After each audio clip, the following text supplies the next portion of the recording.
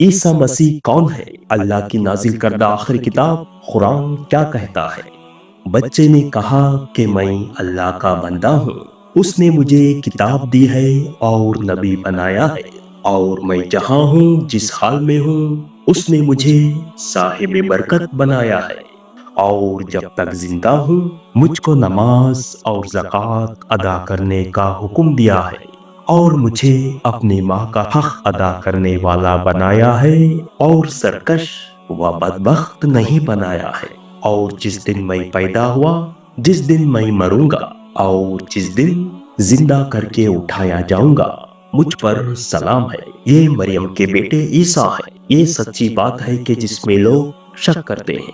अल्लाह ये नहीं चाहता कि किसी को अपना बेटा बनाए।